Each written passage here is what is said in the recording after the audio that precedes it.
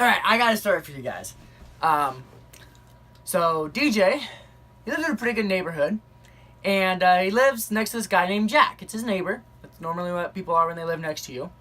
And every once in a while, he'll like talk to you like via the fact that you're like 20 feet away from his house. Not even that. Probably like 10 feet away from like house to house. I don't know. It's really, really small. And there's a chain link fence that separates them. And every once in a while, he's out there smoking. And he'll just be like, "Oh, hey, how's it going?" You know? And he'll start talking to you about random things. And the man cusses every other sentence. If something's good, cuss word. Something bad, cuss word. Something maybe in between, cuss word. Regular in a sentence doesn't make sense, but hey, guess what? Cuss word. Like, cusses all the time. It's ridiculous. Like, you gotta pour boiling water in your ear to clean out your brain. It's so bad.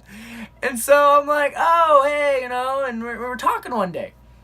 And he's like, "Oh, hey, do you want to see my Mustang?" And DJ told me, like, "Oh, hey, you should check out Jack's Mustang. It's pretty nice." And I'm like, okay, cool. So we go over there. I think he was already at DJ's house. He was helping me work on something, I think. And I don't know why he does that sometimes. And so we walk over to his house, and he pulls off the cover to the car. And it's a beautiful car. It's an old Fox body Mustang. And it's silver, looks great. Interior all the way redone. I mean, it looks so good, like brand new. And I'm like, oh yeah, it's pretty nice and stuff. I'm trying to be nice, but at the same time, I'm like, what am I doing? This is kind of weird. I want to go back inside. So then he's like, hey, do you want to go for a ride? And I'm like, sure, why not?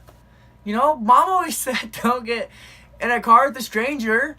But I know his name is Jack, and I know where he lives, so he's not really a stranger anymore. And you have Uber, which is like a place to just go ride with random strangers all the time. So that's cool. And yeah. So when do you not ride with strangers? I don't know. Just use your mom judgment on that. What would Mom do? So, yeah, I'm like, okay, sure. I'll go for a ride with you. Why not? And so I get in, and he starts it up, and it's all growly, and it sounds good, it sounds mean, and he's telling me all these things about it, horsepower, and etc. And so in my mind, I'm like, okay, we're going to go around the little block, 4-minute drive, whatever, no big deal.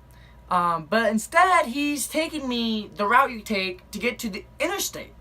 And at that point that I realized this, and I still have hope that he's not. I'm like, he's going to turn left. He's going to turn left. He's going to turn left. He doesn't. So I'm like, okay. Guess we're going down the interstate. So I text DJ, because at this point I'm like, I don't know what's happening here. I don't know what's going down, but something's going down. And so I'm like, all right. So I text him, and I'm like, hey, I'm in a car with Jack. If I die, that's how. And I sent that.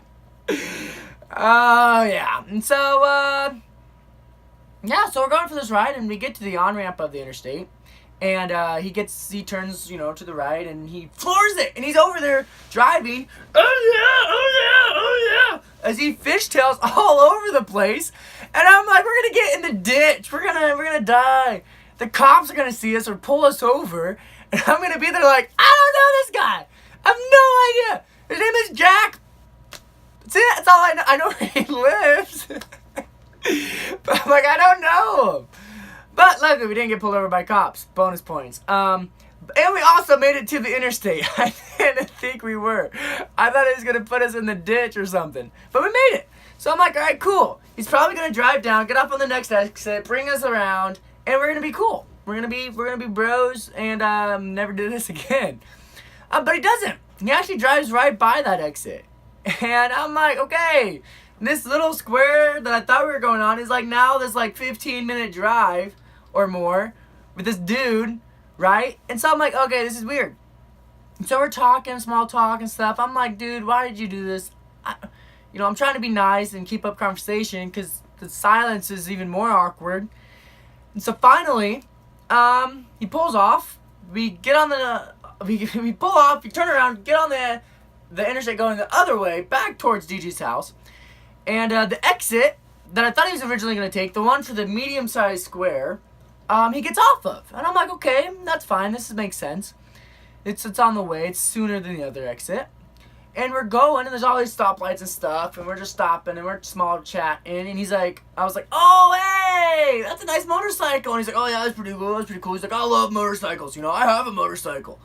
And I'm like, I know you have a motorcycle. You randomly start it up like every other day and rev it like it's the best event in the world. Right? Is he thinking revs your eardrums to death? Because his house is 10 feet away. It's like you can hear it.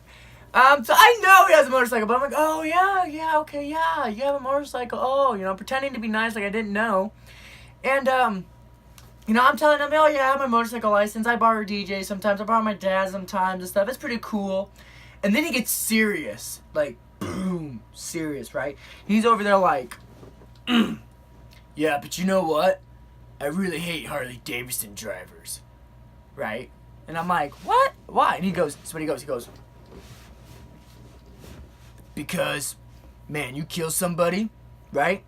And they be snitching. They go to the cops and they tell you, they tell on you and they just snitches, man. Like, that ain't the way it's supposed to be, you know? Like, you kill somebody in the street, you're supposed to leave that alone. Ain't nobody snitching. That ain't, you know, you ain't supposed to tell nobody. Ain't the way it's supposed to be.